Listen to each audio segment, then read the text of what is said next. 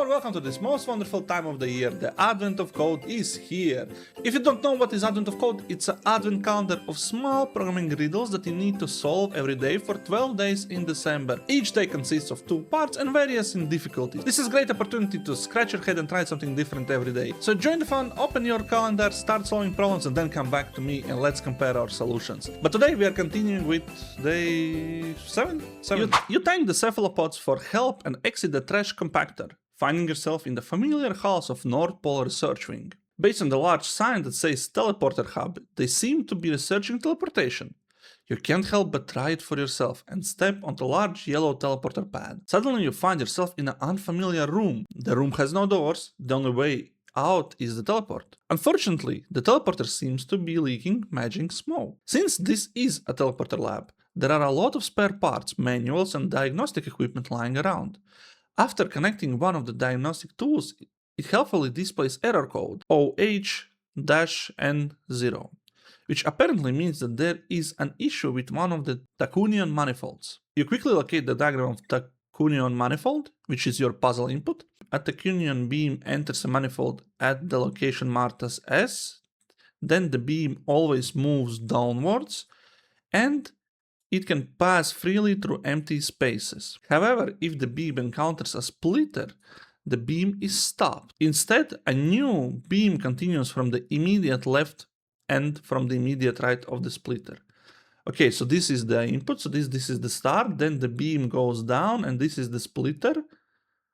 Then it splits into 2 beams and it continues splitting down until it reaches end. To repair the teleporter, you first need to understand the beam splitting properties of the Tacunian manifold. In this example, beam is split total 21 times. Analyze your manifold diagram and how many times will the beam be split. So you start by creating a test with this sample input that we got from our puzzle, and the expected value was 21.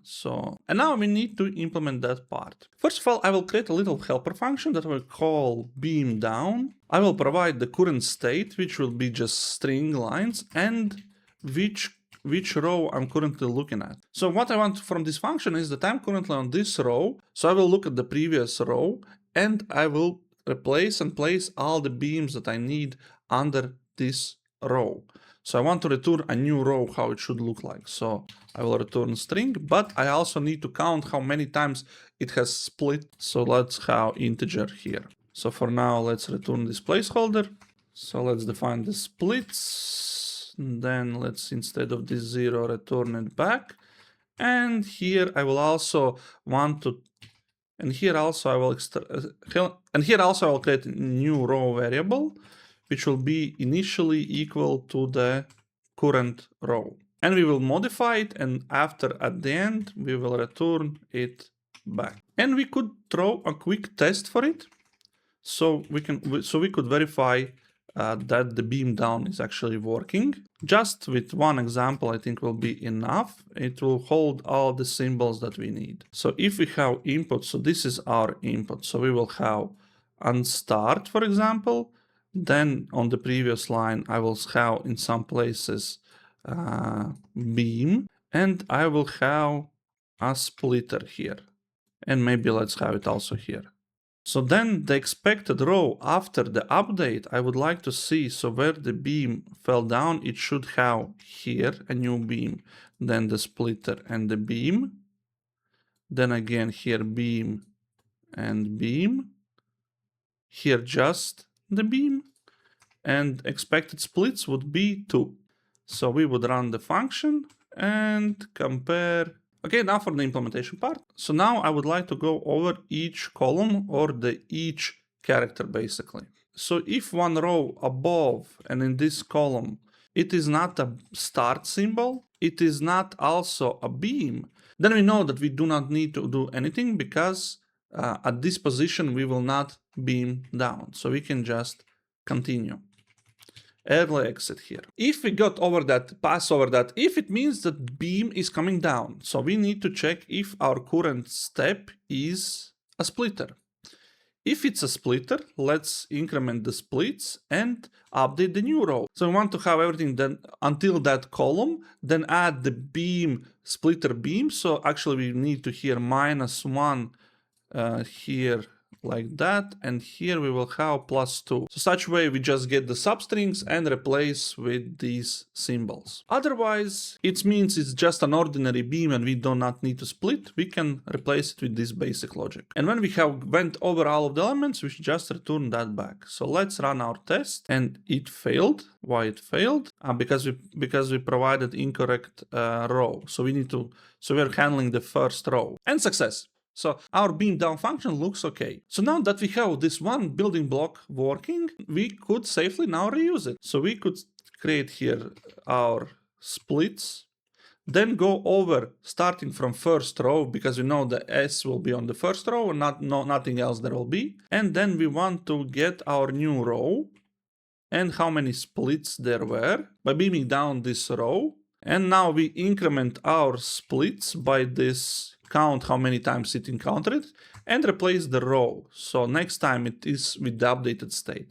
And then we return back splits. We can actually maybe print each of these new rows to see how the tree looks like. Okay, now let's run the sample input. And it's passing, but we don't see the output because we don't have the verbose. Let's add maybe here a mistake just to see the output of that tree. And look at it. Beautiful. So everything looks nice. Now we know that the sample works. Let's go for the puzzle input itself. So my expected value should be 1619.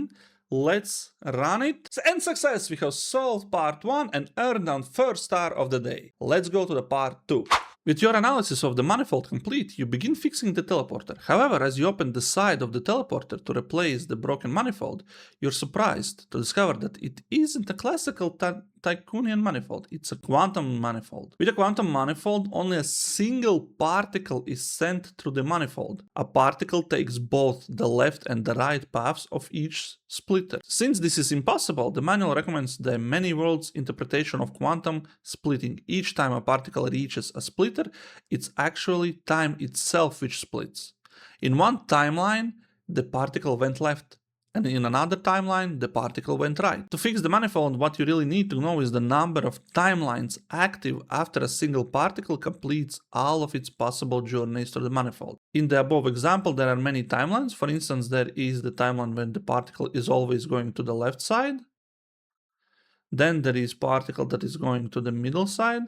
And there are sometimes that is going partially to the left, but at one point going to the right. So there are overlaps. So in this example, in total, the particle ends up of 40 different timelines. So we need to find out all of these individual passes. So if we start like something like that, then we go down 1, then we encounter splitter which separates us into 2, and here it creates the timelines. So there could be one timeline that goes this direction, another timeline that goes this direction, and of course there could be a situation where we have a splitter and splitter here. That could be created here, but it also will be overlapping with this timeline. So basically there is one like this, second like this, third like this, and fourth like this. Interesting if there is anything from the graph theory that we could use, but I think for now maybe it will be an overkill. And let's go back to our good friend dynamic programming. What we could do is actually to work this one problem recursively. Maybe that's not the most optimal solution, but it could be cached if we would like to do that. So by using dynamic programming, so we could define like this base scenario, right? So if it would have following structure, then at the end we would just come to the single point and it would be one timeline. So if we would follow this path down, so we could just say go straight down. But if we have a splitter, it should now have two timelines. And we could actually here have one and say, okay, I see a splitter here.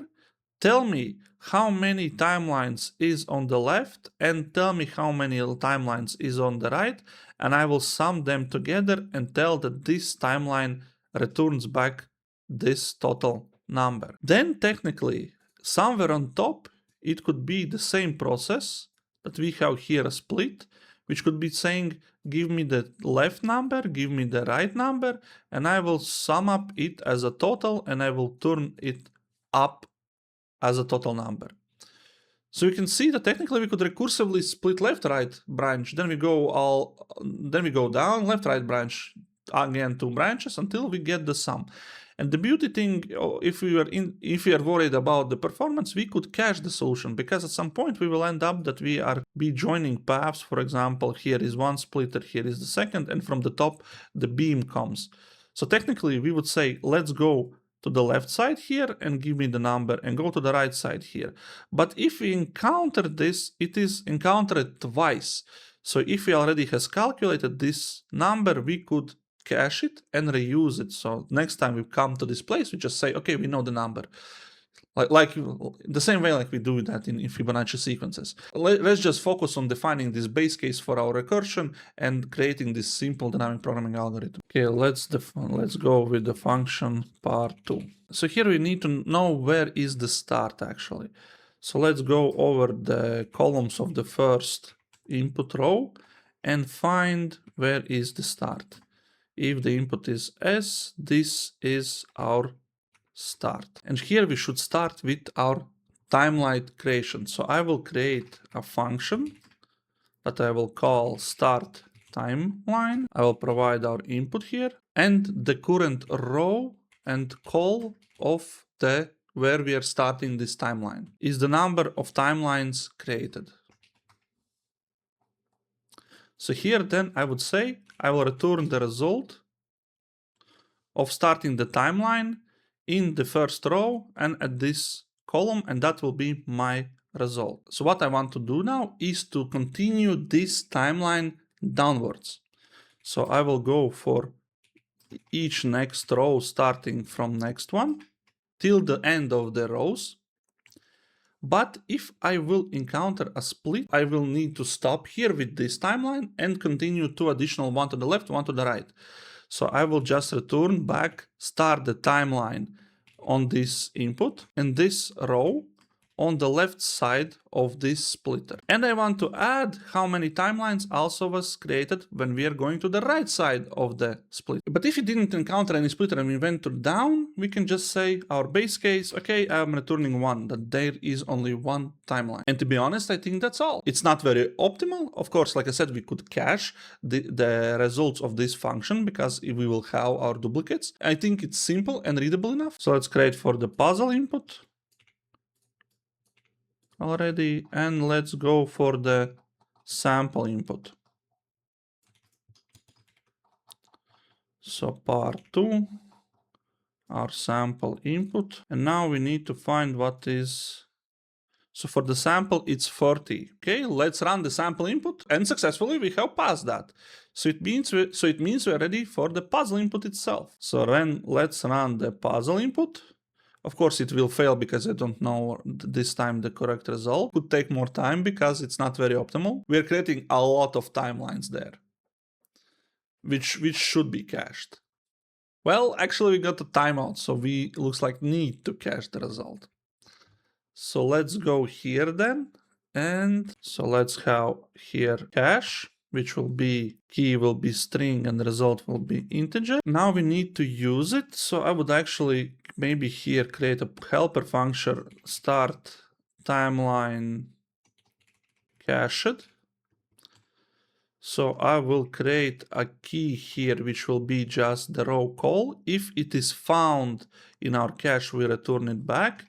If not, then we run the timeline and save it in cache and return. Now here then when we do the splitting here, we will do the cached one. We will try to calculate it. If it's cached, we will return. If not, we will save it to cache. Then we will do the same thing another way. And I think that's all actually. Let's see if that helps. So running the puzzle input 2 once again, and it got finished quite fast. So cache did really impact the result. And now for this glorious moment, let's try live to get our second star. In 3, 2, 1, submit. And success, we have solved part 2 and earned our second star of the day. And I think this was more interesting than previous days because it's required more different approaches to think of, especially with this recursion. While it might not be the most optimal solution, but it was one of the cleanest solutions that we could use. But of course it's not very performant, but the cache could solve that problem here and providing us with this very beautiful solution. So leave a like if you enjoyed this content, stay tuned for the day 8, subscribe so you don't miss that video. But until then, keep coding and I see you next time.